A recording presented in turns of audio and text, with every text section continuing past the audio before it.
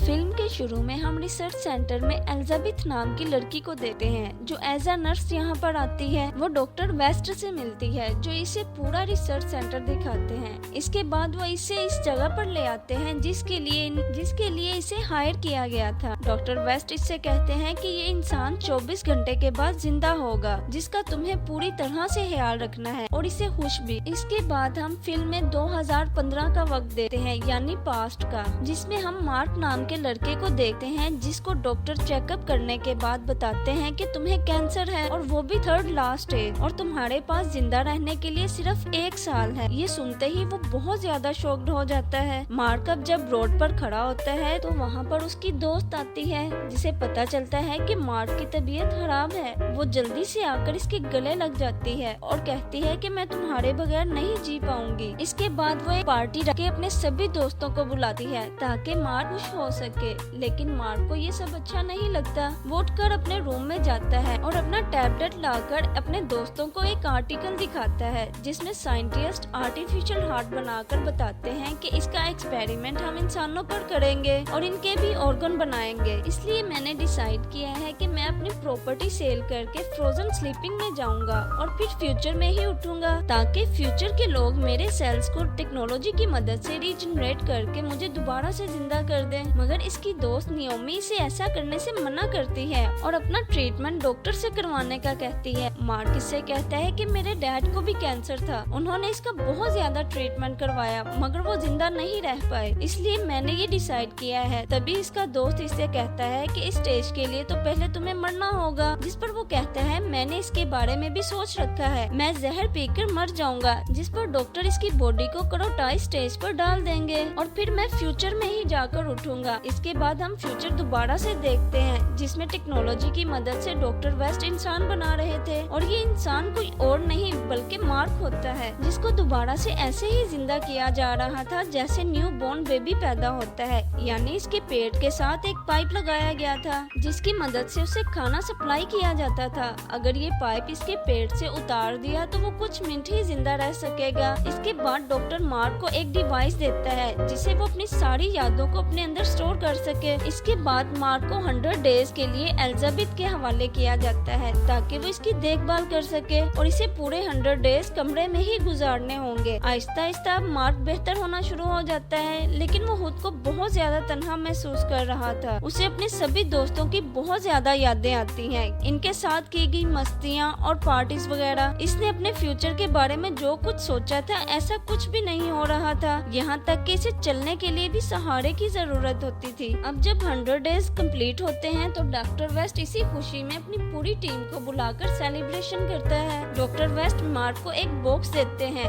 जिसमें इसकी पुरानी चीजें मौजूद थी। वो इन्हें देखकर खुश होता है। इसमें नियोमी का एक खत भी होता है जिसे वो एलिजाबेथ को पढ़ने के लिए देता है, जिसमें लिखा होता है कि मैं तुमसे बहुत ज्यादा मोहब्बत करती हूँ। तुम्हारे जाने के बाद मेरी हालत बहुत ज्यादा खराब हो गई, मैं तुम्हारे बगैर जिंदा नहीं रह सकती, इसलिए मैंने भी क्रोटाइज करने का फैसला कर लिया है क्योंकि मैं अपनी लाइफ सिर्फ और सिर्फ तुम्हारे साथ स्पेंड करना चाहती हूँ। मार्क ये लेटर सुनकर बहुत ज्यादा दुखी हो जाता है। फिर वो डॉक्टर से रिक्वेस्ट करता है कि मुझे नियोमी की बॉडी के पास ले जाओ। जब वो इसके पास आता है तो डॉक्टर इसे दोबारा जिंदा करने के लिए रिक्वेस्ट करता है, जिस पर डॉक्टर इनकार कर देते हैं और कहते हैं जब हमने इसे स्लीप में डाला तो ये बहुत ज्यादा वीक थी जिसकी वजह से हम इसे रिजनरेट नहीं कर पाए। ये सब सुनने के बाद मार्क खुद को इसकी हालत का कसूरवार समझने लगता है, जिससे इसकी भी कंडीशन खराब होना शुरू हो जाती है। अब सभी डॉक्टर इसके बिहेव को नोटिस करके इस पर बात कर रहे होते हैं कि तभी एलिजाबेथ इनसे कहती है कि मेरे ख्याल में इसे रिसर्च सेंटर से बाहर ले जाना चाहिए ताकि वो बाहर के लोगों को देखकर रिलैक्स फील करे और अपने दोस्त को भूल सके, लेकिन डॉक्टर ऐसा करने से मना कर देते हैं। मार्क अब एक दिन डॉक्टर वेस्ट की कीज छुपा लेता है। जब डॉक्टर वेस्ट चले जाते हैं तो मार्क इनके रूम में जाता है जहाँ इसको माइंड रीडर डिवाइस नजर आती है। मार्क जैसे ही इसको पहनता है तो इसको डॉक्टर वेस्ट के किए गए तमाम एक्सपेरिमेंट दिखाई देते हैं, जिससे मार्क को समझ आती है कि इससे पहले भी डॉक्टर वेस्ट ने बहुत सारे एक्सपेरिमेंट किए हैं जो सबके सब फेल हुए थे और सिर्फ मार्क का एक्सपेरिमेंट ही कामयाब हुआ। अब मार्क डॉक्टर वेस्ट के पास आता है और डॉक्टर वेस्ट को सब लोगों की मौत का जिम्मेदार कहता है, जिस पर वो बोलते हैं कि हाँ मैं एक्सेप्ट करता हूँ कि मेरे से बहुत सारे एक्सपेरिमेंट गलत हुए हैं। इसके बाद मार्क वहाँ से नियोमी के स्लीपिंग एरिया एरिया के पास आता है तभी वहाँ पर एलिजाबेथ भी आ जाती है। मार्क उसे अपनी लाइफ के बारे में बताता है कि कैसे इसने करोटाइज करने के लिए जहर खाकर अपनी जिंदगी को खत्म किया, बट मैंने फ्यूचर लाइफ के बारे में बिल्कुल भी ऐसा नहीं सोचा था जैसे मुझे मिली है। फिर वो एलिजाबेथ से कहता है कि मेरी मदद करो, मैं ऐसी जिंदगी नहीं गुजारना चाहता, मुझे मरना है। मगर एलिजाबेथ रोते हुए इसे इनकार कर देती है। दरअसल मार्क के साथ रहते रहते वो उसे पसंद करने लगी थी। मार्क जब अपने कमरे में वापस आता है तो एलिजाबेथ भी इसके रूम में आती है और गले से लगकर इसके कान में मेडिसिन का नाम बोल देती है जिसे पीकर वो मर सकता था।